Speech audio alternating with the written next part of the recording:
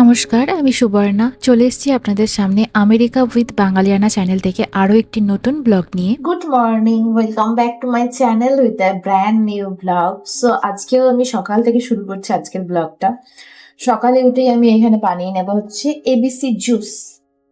এর জন্য আমি এখানে বিটরুট সবকিছু দিয়ে যে কিউবগুলো বানিয়ে রেখেছিলাম, এই রেসিপিগুলো তোমাদের আমি আগে শেয়ার করেছি, সেটা দিয়ে দিলাম। শুধু লেবু দিয়ে একটা বানিয়েছিলাম, শুধু লেবুর এটা একটা দিয়ে দিলাম কিউব। এবার আমি এটাতে দিয়ে দেবো গরম জল।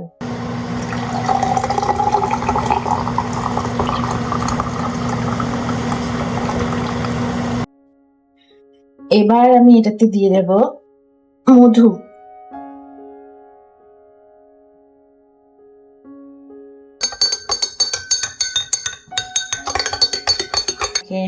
খাওয়া যাক। আমি ইন্ডিয়ান মার্কেট গেছিলাম বলেছিলাম, তো ওখান থেকে কিছু ধনেপাতা কিনে এনেছিলাম।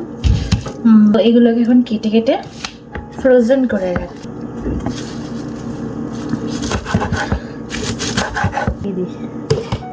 দেখা যাচ্ছে এই যে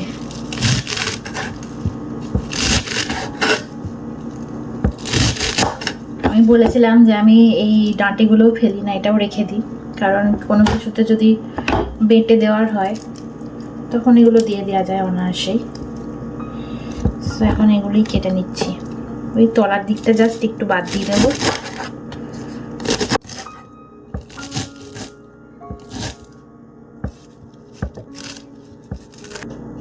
এগুলো কাটা হয়ে গেছে, এই যে এত ধনেপাতা কাটা হয়ে গেছে, এটার পাহাড়ে আমি চাপা পড়ে যাবো মনে হচ্ছে।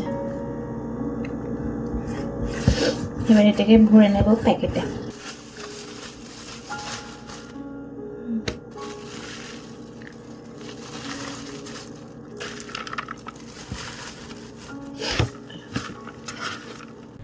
আজকে যেহেতু শনিবার, আমাদের এখানে নিরামিষ খাই আমরা, সেই জন্য একটু নিরামিষ স্যান্ডউইচ বানাচ্ছিলাম। এখানে কিছুটা আলু সেদ্ধ করে নিয়েছি, তার মধ্যে দিয়ে দিলাম টমেটো, একটু লঙ্কা কুচি আর একটু ধনেপাতা।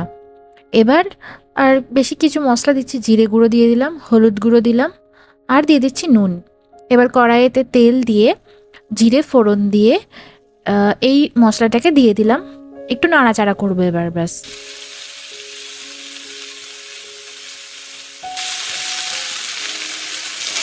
অন্যদিন হাতে সময় থাকলে একটু ক্যাপসিকাম আর একটু গাজরও দিই, বাট আজকে বেশি টাইম ছিল না। এই যে এখন রেডি হয়ে গেছে পুরটা, আর এখানে পাউরুটিগুলোকে আমি একটু ওভেনে বেক করে নিয়েছিলাম, মানে এই নর্মাল সেকে নেওয়াটাকে যেটা বলে, তো সেটা আমি ওভেনে করেছিলাম। শিখতে আবার হাতে টাইম লাগবে ফালতু, তাই জন্য ওভেনে ভরে দিয়েছিলাম, বাট বাস হয়ে গেছে এটা। এবার আলুর পুরটা দিয়ে ওপর থেকে চাপা দিয়ে এই দিকটা দিয়ে আমি আরেকবার ওভেনে ওই 2-3 মিনিটের জন্য আরেকবার দিয়ে দেবো। এখানে আমি আজকে বানাবো হচ্ছে পোস্ত, সেই জন্য কিছু বেসিক উপকরণ বার করে নিলাম। ইন্ডিয়ান মার্কেট থেকে আমি এই ঝিঙেটা এনেছিলাম, তোমাদেরকে আগের দিন ভিডিওটা দেখিয়েছি। সাথে করবো একটু উচ্ছে আলু ভাজা, আর ক্যাপসিকাম দিয়ে পোস্ত করব, ক্যাপসিকাম কুমড়ো সব কিছু দিয়ে। আলু আর ক্যাপসিকাম ধুয়ে নিলাম, এবার এখানে ঝিঙে আর কুমড়ো ধুয়ে নিলাম। এগুলো হচ্ছে সব ঝিঙে আর কুমড়োটা ধুয়ে নিচ্ছি এখানে। এবার এখানে ধুয়ে নিচ্ছি উচ্ছে আলু ভাজার জন্য উচ্ছে, কুমড়ো আর আলু।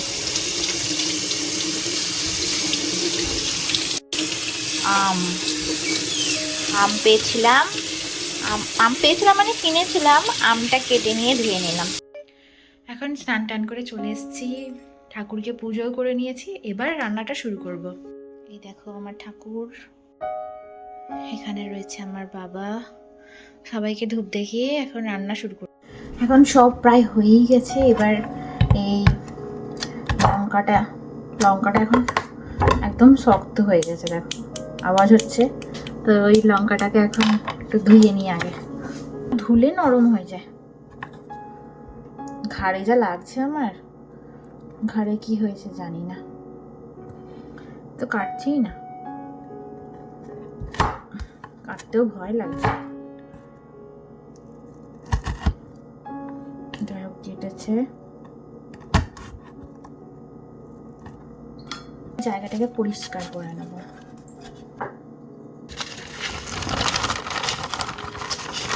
যা, আবার টমেটো কাটতে ভুলে গেছি, টমেটোটা আবার কাটতে। এখানে আমি প্রেশার কুকার নিয়ে নিলাম। প্রেশার কুকারে আগে আমটা সেদ্ধ করতে দিই। আমটা এখন সেদ্ধ করতে দিয়ে দিচ্ছি। দিয়ে দিচ্ছি একটু হলুদ, নুন দিয়ে আমটা এখন একটু সেদ্ধ করতে দিয়ে দিলাম।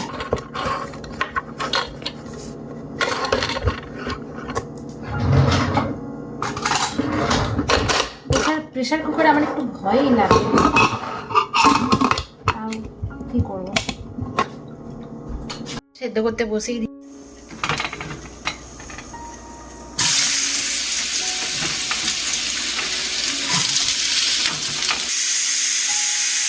নুন আর হলুদ দিয়ে দিয়েছি।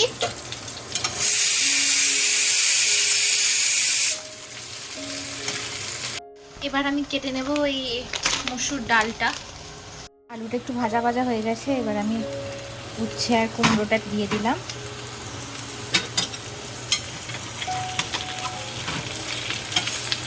মসুরি কলাইটাকেও ধুয়ে নিয়েছি এই যে, আর মাঝে মাঝে এবার এটাকে নাড়ছি। আমটা সেদ্ধ হয়ে গেছে, এখানে আমটা দেখছি সব গলেই গেছে, ঠিকই আছে। এবার ডালটা সেদ্ধ করতে দিয়ে দিচ্ছি।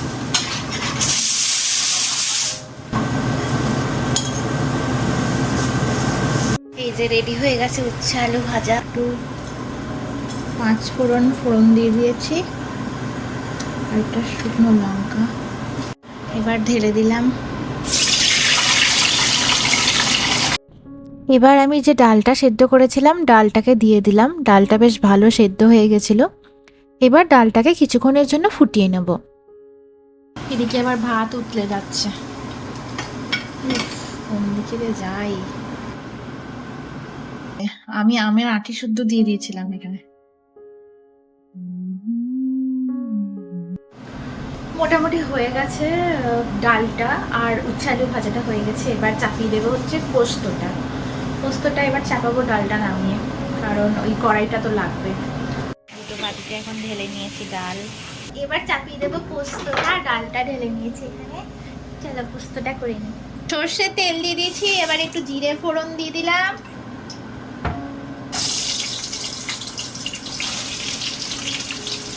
আলুগুলো ফার্স্টে দিয়ে দিলাম। আজকে শনিবার, তাই বর তাড়াতাড়ি অফিস থেকে চলে এসেছিল, তাই দেখে হাসছিল বলে আমি হেসে ফেলছিলাম। চলো দেখি এটা কি অবস্থা। এখন এই অবস্থায় আমি অ্যাড করে দেবো কুমড়োগুলো। ঘরটা একেবারে ধোঁয়া হয়ে গেছে, একটু বাইরে এসে দাঁড়ালাম ওই জন্য। চারিদিকে সেই খাঁ খাঁ করছে, একটাও মানুষজন নেই, একদম পুরো খাঁ খাঁ করছে দেখো। আর এখন সব জায়গায় এই সুন্দর ফুলটা ফুটেছে। এই ফুলটার নাম হচ্ছে অ্যাজেলিয়া। দাঁড়াও তোমাদের ব্যাক ক্যামেরা দেখাচ্ছি। এই যে দেখো, এই ফুলটা খুব সুন্দর ফুটেছে। আরেকটা বাড়িতেও রয়েছে ওইখানে। আমি এখানে কাঠবিড়ালিকে জল দেওয়ার জন্য একটা ছোট্ট বাটিতে একটু জল দিয়েছি, যদি কাঠবিড়ালি আসে তাই। এই যে এখানে কালকে দেখছিলাম রাতের বেলায় দুটো বিড়াল ঘুরঘুর করছিল, আর এখানে একটা মেয়ে এসে ওই বিড়ালগুলোকে, ওর একটা রিসেন্ট বিড়াল বেসিক্যালি এই দরজাটা খুলেই রান্না টান্না করি, না হলে ওই ধোয়া টোয়া যদি ঘরটাতে ইয়ে হয়ে যায় ওই জন্য। তো কালকে দেখলাম যে ওই মেয়েটা আমাদের বাড়িতে দরজাটা খোলা ছিল বলে জিজ্ঞেস করতে এসছে যে তোমাদের কি বিড়াল হারিয়েছে। আমরা বললাম যে না, আমাদের তো বিড়ালই নেই। তারপরেও দেখালো যে এখানে দুটো বিড়াল ঘুরঘুর করছে। তো ওই মেয়েটার রিসেন্টলি একটা বিড়াল হারিয়ে গেছে, সেজন্য ওর এতটাই কষ্ট এবং এতটাই ধৈর্য আর প্রাণীর প্রতি এত ভালোবাসা, যেটা দেখে আমি সত্যিই ভালো লাগলো। কারণ ওই অন্ধকারের মধ্যে ওই বিড়ালগুলোকে মানে নেওয়ার জন্য ওই ঘাসের মধ্যে বসেছিল সারা সন্ধেটা কালকে। আর এখানে তো রাতের বেলায় মানে প্রচণ্ড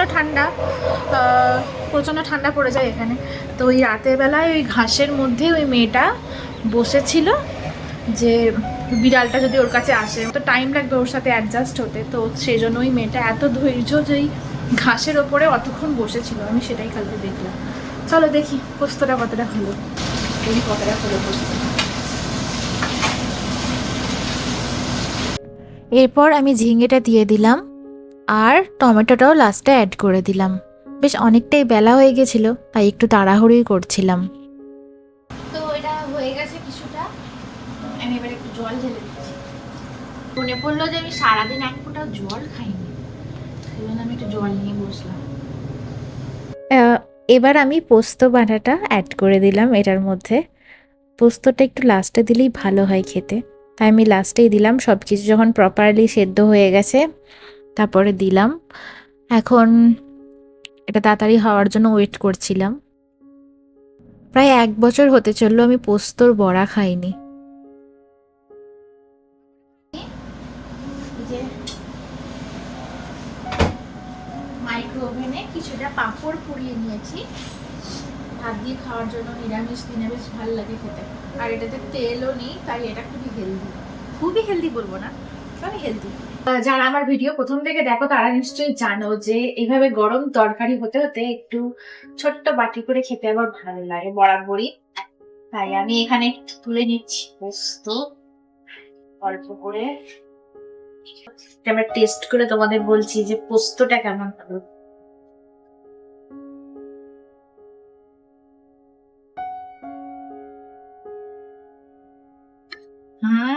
ফাটাফাটি।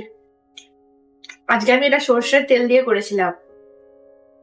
পোস্তটা একটু সর্ষের তেল দিয়ে না হলে খেতে ভালো লাগে না। অন্যদিন আমরা রান্না করি ক্যানোলা অয়েল দিয়ে রান্না করি, তো আজকে করেছি পোস্ত গুলে সর্ষের তেল দিয়ে। তো এটা টেস্টটা খুব ভালো হয়েছে, যেটা আমি চেয়েছিলাম সেটাই হয়েছে। আর আমার মায়ের হাতের এরকম পোস্ত খেতে আমার প্রচুর ভালো লাগতো। একটু অনেকটা ঝোল থাকবে, মাখো মাখো একদমই না। সো খুব ভালো হয়েছে এটা খেতে। কে কে আমার মতন এরকম একটু রান্না হয়ে গেলেই খেতে ভালোবাসো, একটু তরকারি গরম তুলে নিয়ে, সেটা আমাকে জানিও। আমি আমার দিদি সবাই এরকম পছন্দ করি খেতে। দেখতেই পাচ্ছ পোস্তর কালারটা কি সুন্দর হয়েছে, খেতেও খুব ভালো হয়েছিল। এখন আমি ভাত বেড়ে নিলাম, আমার হাজবেন্ডও স্নান করে বেরিয়ে পড়েছিল। এখন তারপরে আমি খাওয়া দাওয়া করার পর একটু জায়গাটা মুছে নিচ্ছিলাম। গ্যাস তো না, মানে ওই কুকটপটা মুছে নিলাম, টেবিলটাও মুছে নিলাম এখানে। তাহলে আজকের ভিডিওটা এখানেই শেষ করছি। সবাই ভালো থেকো, সুস্থ থেকো, আর কেমন লাগলো অবশ্যই কমেন্ট করে জানিও। যদি ভালো লেগে থাকে তাহলে সাবস্ক্রাইব করে পাশে থেকো পরবর্তী ভিডিও দেখার জন্য। টাটা, সবাই ভালো থেকো, টাটা।